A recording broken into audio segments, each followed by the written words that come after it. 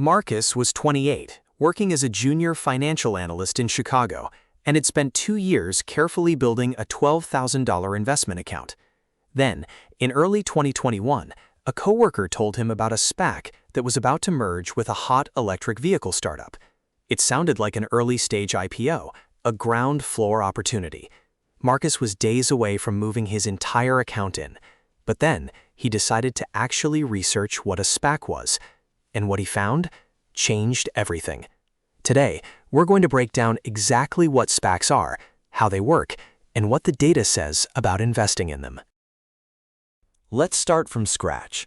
SPAC stands for Special Purpose Acquisition Company. Here's the simplest way to think about it. Imagine a group of experienced investors, called sponsors, who raise money from the public by listing a shell company on a stock exchange. This shell company has no business, no product, no revenue. It's essentially a blank check. The sponsors take that cash and go hunting for a private company to acquire or merge with. When they find one and the deal closes, that private company effectively becomes publicly traded without going through the traditional IPO process. For Marcus, this sounded exciting, a fast track to investing in a hot startup before it hit the mainstream. But the devil is always in the details. Here's how the mechanics actually work. Sponsors launch the SPAC at a standard price, almost always $10 per share. That money sits in a trust account, essentially locked up, while the sponsors search for a target company. They typically have about 2 years to find a deal. Once they identify a target and announce the merger, existing shareholders get to vote. If you don't like the deal, you can actually redeem your shares and get your $10 back, plus interest, which sounds like a safety net. This is what Marcus's coworker emphasized. Worst case, you get your money back.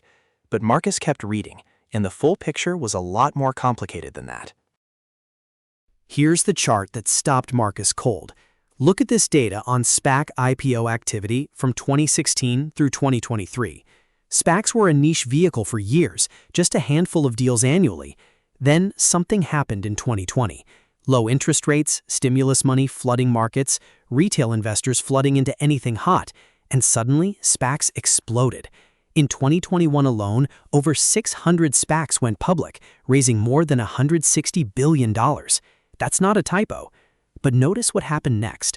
As interest rates rose and the market cooled, the SPAC pipeline collapsed just as fast as it rose. This is the boom and bust pattern that defines speculative market cycles, and it's exactly the kind of environment where retail investors tend to get hurt the most. Here's the number Marcus found that made him put his phone down.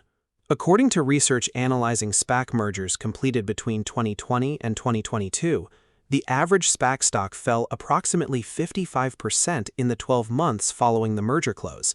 That's not a worst-case scenario. That's the average. Some fell 80, 90, even 100%. Now, to be fair, not every SPAC has been a disaster. A handful have produced strong returns. But the data makes clear that, as a broad category, post-merger SPACs have significantly underperformed the general stock market. And this is the critical thing Marcus had to understand before he moved his $12,000. So why do SPACs so often disappoint regular investors? A few structural reasons. First, the sponsor economics are heavily tilted against you. Sponsors typically receive 20% of the total shares, called the promote, for pennies on the dollar. That means on day one of a merger, there's already significant dilution baked in.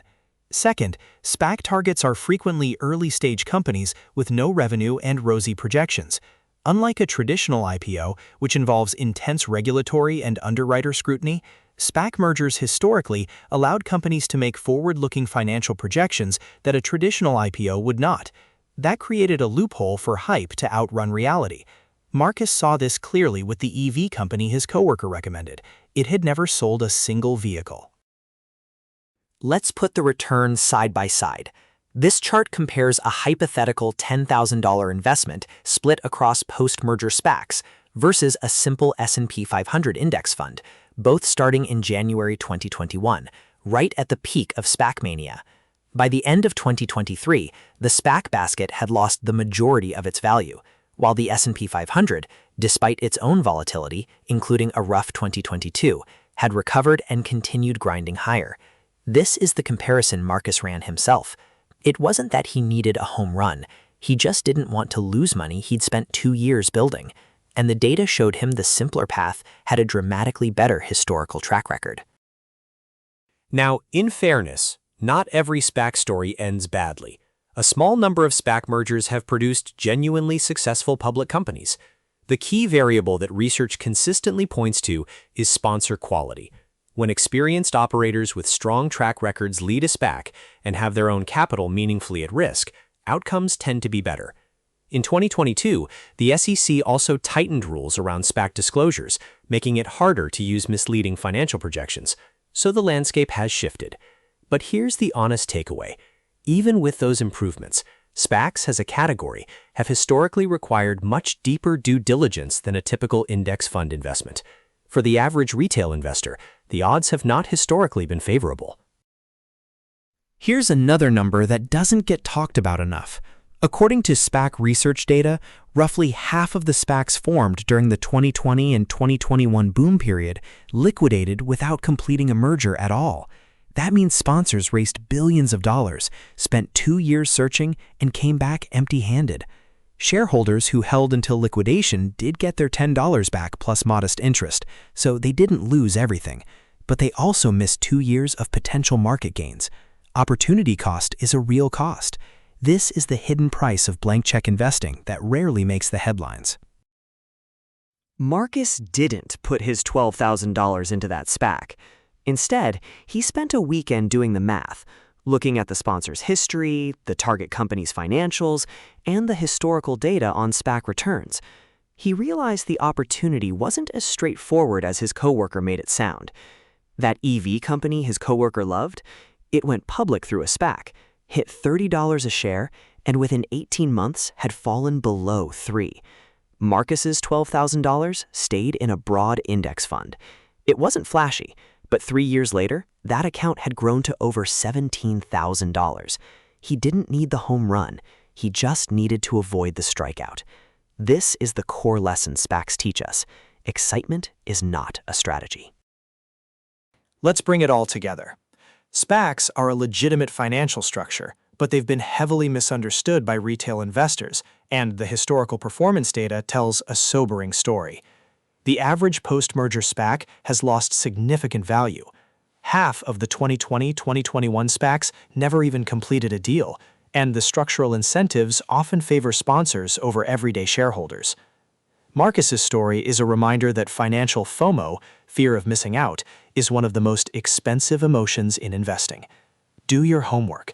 Understand what you're buying. Compare it to simpler alternatives. And remember, this video is for educational purposes only. Every investor situation is different. Consider speaking with a licensed financial advisor before making any investment decisions. Everything in this video is for educational and informational purposes only. It does not constitute financial, investment, or legal advice. Always consult a licensed financial professional before making investment decisions. Past performance does not guarantee